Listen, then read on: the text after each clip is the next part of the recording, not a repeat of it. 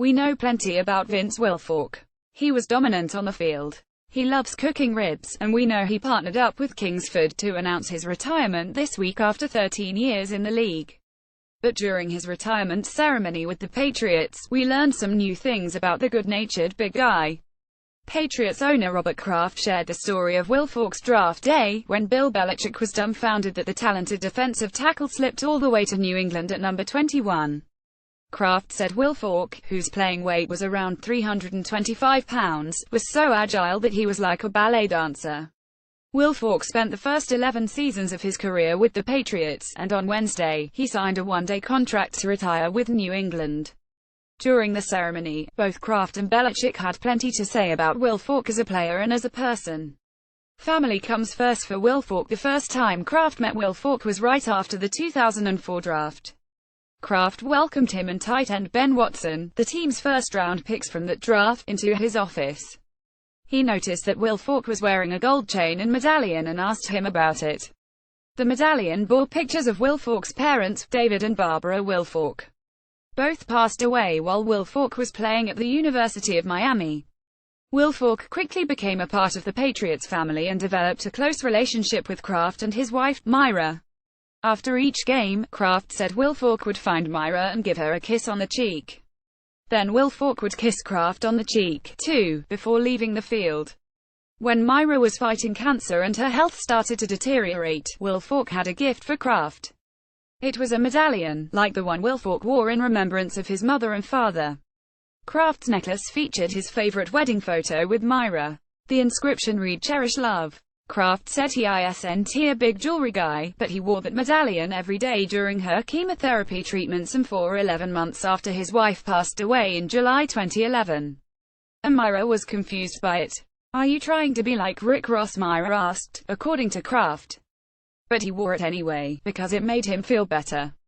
At the Patriots' first game after Myra's death, Wilfork didn't change his post-game tradition. He went to Kraft after the game and gave the Patriots owner a kiss on both cheeks, saying one was for Mama. Wilfork's wife is as tough as he is. Bill Belichick gives out Iron Man shirt at the end of training camp to players who don't miss any part of the practices over that period. It's a tall order, and very few players earn them. It's an honor to receive one. Bianca, Wilfork's wife, has one. She gave birth to their son, David, during training camp in 2009. 2 days later, she was back out there watching practice. That's no small feat. SHE's made more practices than a quarter of our team has, Belichick said.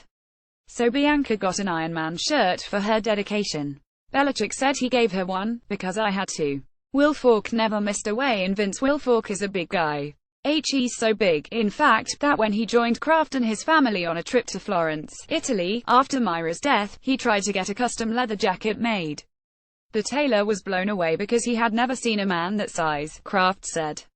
The custom jackets were a fixed price, and the tailor said he couldn't afford to make one at that price for Wilfork.